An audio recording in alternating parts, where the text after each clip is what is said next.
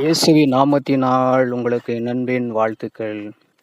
இந்த நாளில் இந்த வேளையில் கர்த்தருடைய வார்த்தையை பகிர்ந்து கொள்வதனால ரொம்ப சந்தோஷமாக இருக்குது. ஏன்னா கர்த்தருடைய வார்த்தையாச்சு. மனுஷனுடைய வார்த்தையாக இருந்தால் அதை சொன்னாலும் நமக்கு அது சரிப்பட்டு வராது. இது கர்த்தருடைய வார்த்தை, அதனால் ரொம்ப சந்தோஷமான ஒரு வார்த்தையாக இருக்கும். இந்த நாளில் கூட பார்க்கும்போது சங்கீதம் 91 அதிகாரம் 14வது வசனத்தில் இப்படியாய் ஒரு வசனம் இருக்கிறது. அவன் என்னிடத்தில் வாஞ்சியா இருக்கிறபடியால் அவனை விடுவிப்பேன்.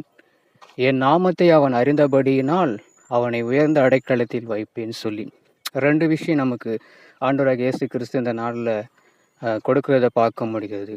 ஒன்று நம்மளை விடுவிக்கிறவராக இருக்கிறார், இன்னொன்று நம்மளை உயர்ந்த அடைக்கலத்தில் வைக்கிறவராக இருக்கிறார்.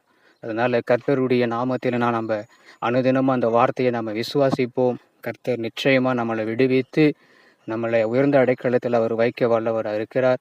கர்த்தர் தாமே இந்த வார்த்தை உங்களுடைய வாழ்க்கையில் இந்த நாளில் கிரியை செய்யட்டும் என்று நம்ம அப்படியே சின்ன ஒரு ஜெபம் பண்ணுவோம். எங்களுக்கு கிருபையாக நேசிக்கிற எங்கள் அன்பின் நல்ல தகப்பனே, நான் உம்மிடத்துல வாஞ்சியா இருக்கிற ஆண்டவரே, என்னை விடுவித்து எல்லாத்துலேருந்து என்னை விடுவித்தருளும்.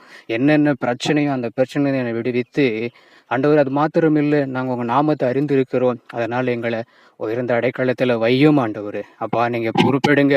இதை கேட்குற ஒவ்வொருத்தருக்கும் நீங்கள் அப்படியே செய்யுங்க ஆண்டவர். பெரிய காரியங்களை, பெரிய அற்புதங்களை செய்து அதிசயங்களை காணப்படும். இயேசுவின் நாமத்தில் ஆமென்.